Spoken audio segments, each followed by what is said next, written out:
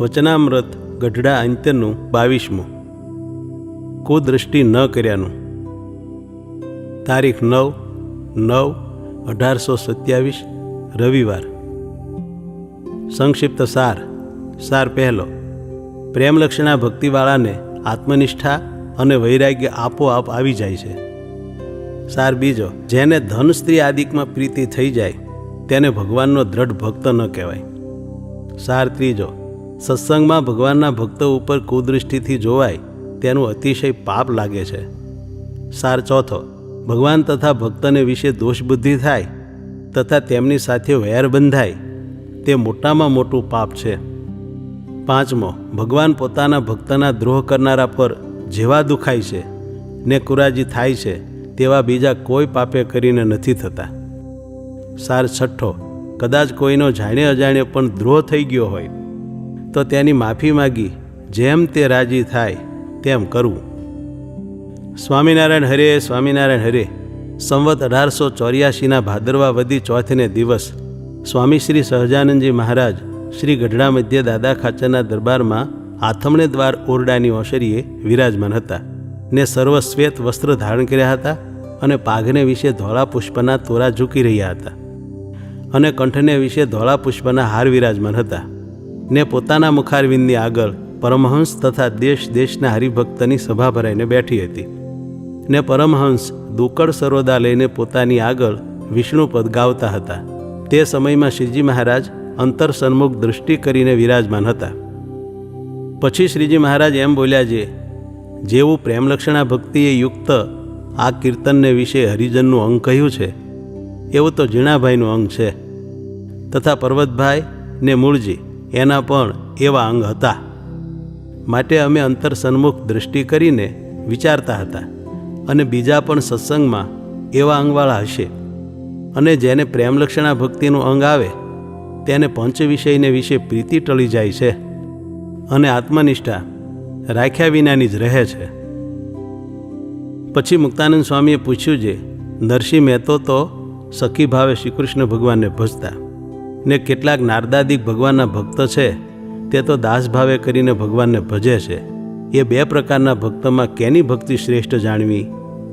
પછી શ્રીજી મહારાજ બોલ્યા છે, નરસિંહ મહેતો, ગોપીઓ ને નારદ સનકાદિક એમની ભક્તિમાં બે પ્રકાર નથી, એ તો એક જ પ્રકાર છે અને દેહ તો પુરુષનો ને સ્ત્રીનો બેય માયિક છે ને નાશવન છે અને ભજનનો કરનારો જે જીવાત્મા તે પુરુષ પણ નથી ને સ્ત્રી પણ નથી. એ તો સત્તા માત્ર ચૈતન્ય છે. તે દેહ મૂકીને ભગવાનના ધામમાં જાય છે ત્યારે જેવી ભગવાનની મરજી હોય તેવો તેનો આકાર બંધાય છે અથવા એ ભક્તને જેવો સેવાનો અવકાશ આવે તેવો આકાર ધરીને ભગવાનની સેવા કરે છે. અને જે ભગવાનનો ભક્ત હોય તેને જેમ ભગવાનમાં પ્રીતિ હોય તેમ જ જો ધન સ્ત્રી આદિક પદાર્થમાં પ્રીતિ થઈ જાય તો એ ભગવાનનો દ્રઢ ભક્ત કહેવાય નહીં અને પરમેશ્વરનો ભક્ત થઈને ભક્તિ કરતા થકા જે પાપ કરે છે ને સત્સંગમાં જ કુવાસના બાંધે છે તે પાપ તો એને વજ્રલેપ થાય છે અને કુસંગમાં જઈને પરસ્ત્રીનો સંગ કરે તે થકી પણ સત્સંગમાં ભગવાનના ભક્ત ઉપર કુદૃષ્ટિએ જોવાયું હોય તો તેનું વધુ પાપ છે. માટે જેને ભગવાનમાં દ્રઢ પ્રીતિ કરવી હોય તેને તો કોઈ જાતનું પાપ પોતાની બુદ્ધિમાં રહેવા દેવું નહીં. શા માટે? જે સત્સંગી હરિજન છે તે તો જેવા પોતાના મા બેન કે દીકરી હોય તેવા છે અને આ સંસારને વિશે અતિશય જે પાપી હોય તે પોતાના ગોત્રની સ્ત્રીઓને વિશે કુદૃષ્ટિ રાખે છે. માટે હરિજનને વિશે કુદૃષ્ટિ રાખે તે અતિશય પાપી છે ને તેનો કોઈ કાળે છૂટકો થાય નહીં. માટે જેને રસિક ભક્ત થવું હોય તેને આવી જાતનું પાપ તેનો ત્યાગ કરીને પછી રસિક ભક્ત થવું. અને સર્વ પાપમાંથી મોટું પાપ એ છે જે ભગવાનને ભગવાનના ભક્તને વિશે દોષ બુદ્ધિ થાય ને તે દોષ બુદ્ધિએ કરીને ભગવાન ને ભગવાનના ભક્ત સંગાથે વૈર બંધાઈ જાય. માટે કોટી ગૌહત્યા કરી હોય તથા મદ્ય માંસનું ભક્ષણ કર્યું હોય તથા અસંખ્ય ગુરુ સ્ત્રીનો સંગ કર્યો હોય તે એ પાપ થકી તો કોઈ કાળે છૂટક્યો થાય, પણ ભગવાનને ભગવાનના ભક્તનો જે દ્રોહી તેનો તો કોઈ કાળે એ પાપ થકી છૂટક્યો ન થાય. અને તે પુરુષ હોય તો રાક્ષસ થઈ જાય ને સ્ત્રી હોય તો રાક્ષસી થઈ જાય પછી તે કોઈ જન્મમાં અસુર મટીને ભગવાનનો ભક્ત થતો નથી. અને જેણે ભગવાનના ભક્તનો દ્રોહ આદર્યો હોય ને પરિપક્વ દ્રોહ બુદ્ધિ થઈ હોય તેની તો કોઈ યોગે કરીને દ્રોહ બુદ્ધિ ટળે નહીં. અને દ્રોહ કર્યાની સાધન દિશામાં હોય ને એમ જાણે છે ભગવાનને ભગવાનના ભક્તનો મેં દ્રોહ કર્યો, એ મોટું પાપ કર્યું, માટે હું તો અતિશય નીચ છું અને ભગવાનને ભગવાનના ભક્ત તે તો બહુ મોટા છે. એવી રીતે જે ભગવાનનો ને ભગવાનના ભક્તનો ગુણ લે અને પોતાને વિશે દોષ જુએ તો ગમે તેવા મોટા પાપ કર્યા હોય તો પણ તે નાશ પામે છે.